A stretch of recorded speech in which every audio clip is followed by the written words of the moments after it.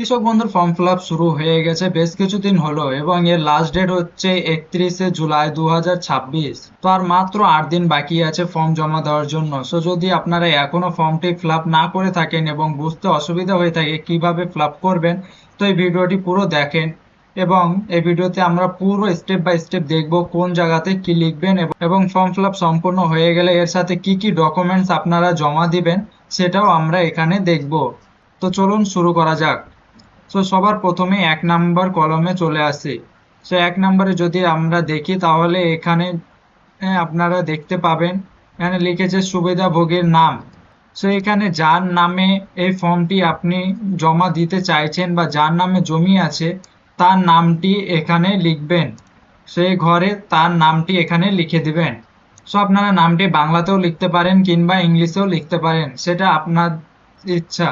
এরপরে চলে আসি সেকেন্ড বা 2 নাম্বারে। সো 2 নাম্বারে জিজ্ঞেস করা হচ্ছে পিতা বা স্বামীর নাম বা স্ত্রীর নাম। সো আপনি যার নাম লিখবেন তার নামটি এখানে লিখে দিবেন। সো এরপরে চলে আসি 3 নাম্বারে। সো 3 নাম্বারে এখানে অনেকে অনেকটা ভুল করে দেয়। সো এখানে লেখা আছে ঠিকানা। সো অনেকে হয়তো ভাবে যে কি এই ঘরটার মধ্যে তার পুরো ঠিকানা লিখতে হবে, কিন্তু সেরকম না। এখানে আপনাকে কোনো কিছু লিখতে হবে না, এই ঘরটা পুরোটাই খালি থাকবে, এই ঘরে কোনো কিছু লিখবেন না। সো তারপরে নিচে দেখেন 3-এর ক বলে লেখা আছে। সো 3-এর ক এর এখানে লেখা আছে ডিস্ট্রিক্ট। সো এখানে আপনি আপনার ডিস্ট্রিক্ট লিখে দিবেন। তারপরে ব্লক। সো আপনি যে ব্লকের মধ্যে পড়েন সে ব্লকের নাম। তারপরে গ্রাম পঞ্চায়েত। সো এখানে তারপরে গ্রাম পঞ্চায়েত দিবে গ এর মধ্যে। তারপরে 3-এর ঘ হচ্ছে এখানে গ্রাম বা মৌজা যে কোনো একটা আপনি এখানে লিখে দিবেন। সো এরপরে আবার চলে আসছে কয়ে। সো এখানে সুবিধাভোগীর বিবরণ। সো এখানে আপনি ডিটেলস তার ফিল করবেন যার নামে এই ফর্মটি জমা হবে বা যার নামে আপনি জমা করতে চাইছেন তার ডিটেলস কিন্তু এই প্রথম পুরো পেজটাতে শুধু তারই ডিটেলস এখানে ফিল করা হবে। সো প্রথমে এখানে 4 নাম্বারে যদি আপনারা দেখেন তাহলে এখানে চাওয়া হচ্ছে ব্যাংকের বিবরণ। সো ঠিক সেরকমই আমরা এখানে যেরকম একটা ঘর খালি রেখেছিলাম এই ঘরটাও কিন্তু খালিই থাকবে, এই ঘরে কোনো কিছু লিখবেন না।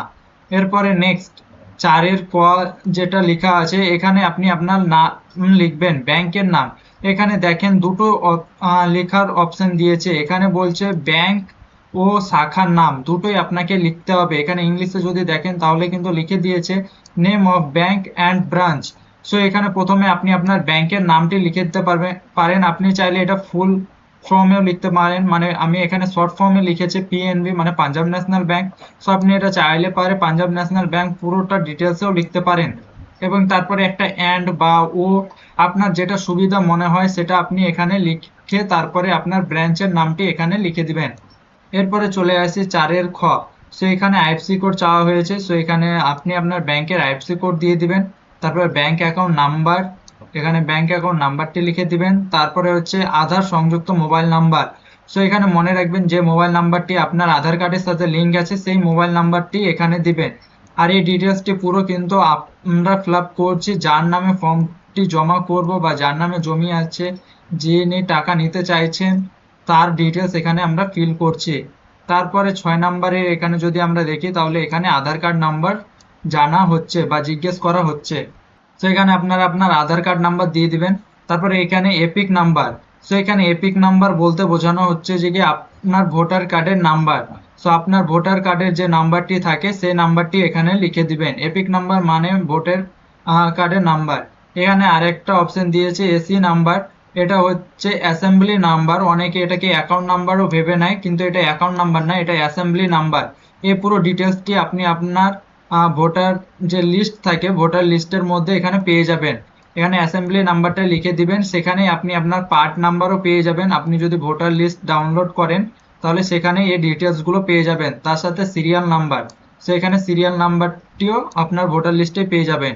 এছাড়াও আপনি চাইলে পারে ইসিআই এর ওয়েবসাইটে গিয়ে ইসিআই যদি আপনি সার্চ করেন তাহলে ইসিআই এর অফিসিয়াল ওয়েবসাইটে গিয়ে আপনি পুরো ডিটেলসগুলো বের করে নিতে পারেন। আপনার ভোটার নাম্বার এন্টার করে পুরো ডিটেলস আপনি এখানে পেয়ে যেতে পারেন। তারপরে চলে আসি 8 নাম্বারে। তো এরপরে আমরা দেখে নিব 8 নাম্বারে। সো 8 নাম্বারে যদি এখানে আমরা দেখি তাহলে পারে এখানে জিজ্ঞেস করা হচ্ছে এসআইআর ডাব্লিউবিএল 2026-এ ভোটার জন্য এএসডিডি তালিকায় পাওয়া গেছে। যদি পাওয়া গিয়ে থাকে তাহলে পরে এখানে ইয়েস করতে বলা হয়েছে, আর যদি না গিয়ে থাকে তাহলে এখানে নোতে ক্লিক করতে বলা হয়েছে।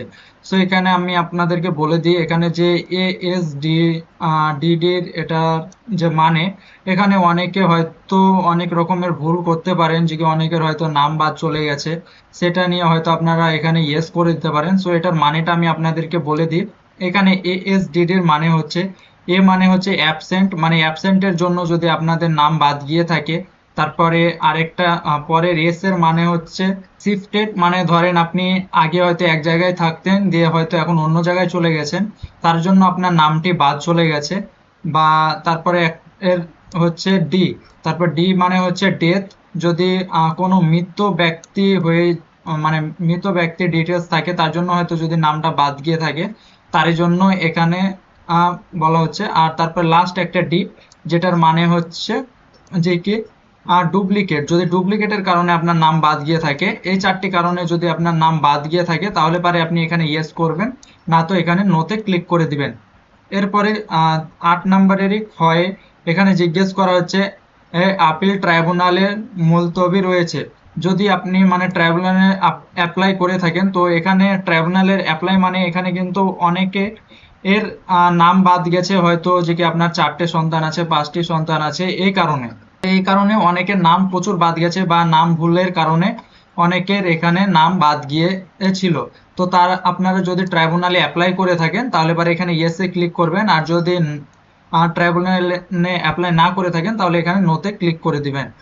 এরপরে এখানে সিএএ আবেদনকারী, সো এটা হিন্দুদের জন্য, যদি আপনি হিন্দু হয়ে থাকেন এবং আপনি যদি সিএএ তে অ্যাপ্লাই করে থাকেন তাহলে পরে এটা ইয়েস করবেন, আর যদি না করে থাকেন তাহলে এটা নো। তারপরে এখানে জিজ্ঞেস করা হচ্ছে ৯ নম্বরে, সো পিএম কিষানের সুবিধাভোগী কিনা। সো আপনি যদি পিএম কিষান পেয়ে থাকেন, যেটা প্রধানমন্ত্রীর দিয়ে থাকেন, সে এটা যদি আপনি পেয়ে থাকেন তাহলে পরে এখানে ইয়েসে ক্লিক করবেন, না তো এখানে নোতে ক্লিক করবেন। তার কারণ হচ্ছে কৃষক বন্ধু হচ্ছে রাজ্য সরকারের, আর পিএম কিষান হচ্ছে কেন্দ্র সরকারের।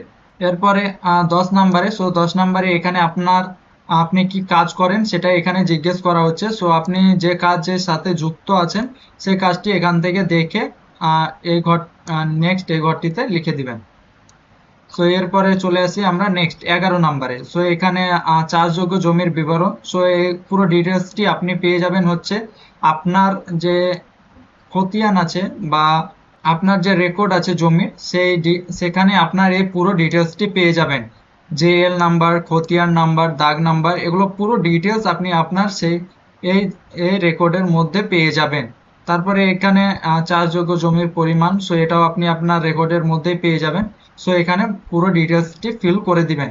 তারপরে এখানে যদি আমরা দেখি তাহলে ১১ নম্বরের যে ঘরটি আছে, এখানে কিন্তু একটা জিনিস, সেটা হচ্ছে জমির দখল ধরন। সো যদি আপনার জমিটি আপনি আপনার বাবা মা বা আপনার কোনো বংশ পরম্পরায় পেয়ে থাকেন তাহলে এখানে উত্তরাধিকার সূত্রে যেটা অপশন দেওয়া আছে সেটা লিখে দিবেন। আর যদি আপনি সেটিকে কিনে থাকেন জমিটি, তাহলে এখানে কিনেছেন সে কথাটাই লিখে দিবেন। এখানে দেখবেন প্রচুর সবগুলোনেরই অপশন দেওয়া আছে।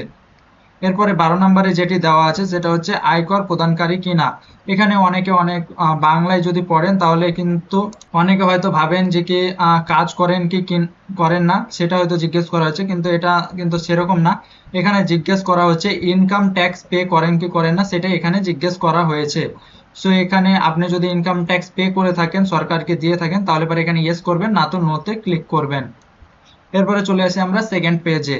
সো সেকেন্ড পেজে এখানে যে ডিটেলস গুলো জিজ্ঞেস করা হচ্ছে, এটা আপনি আপনার স্বামী বা স্ত্রীর বিবরণ এখানে দিতে পারেন।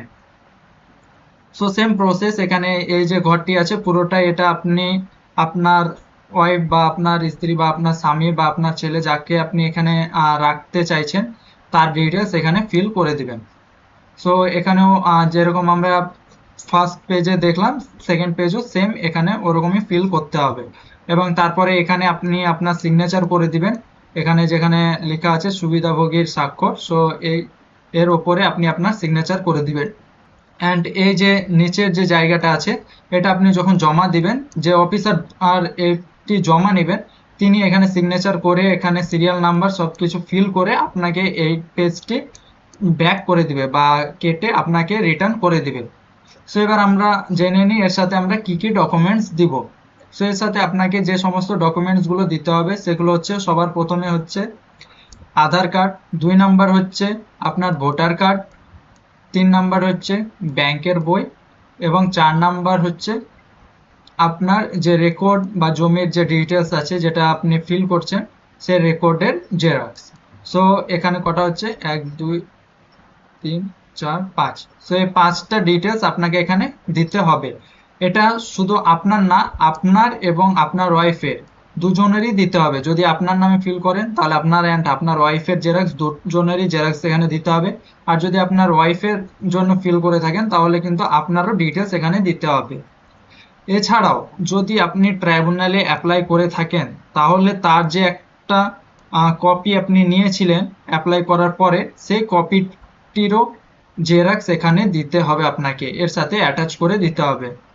এছাড়া আপনি যদি চান তাহলে পারে এর সাথে আপনি আরেকটা জিনিস যুক্ত করতে হবে, সেটা হচ্ছে 2026-এ আপনার ভোটার নাম বা ভোটার নাম্বার দিয়ে সার্চ করে যে ডিটেলসটি বের হয় সেই লিস্টটিও আপনাকে এখানে অ্যাটাচ করে দিতে হবে।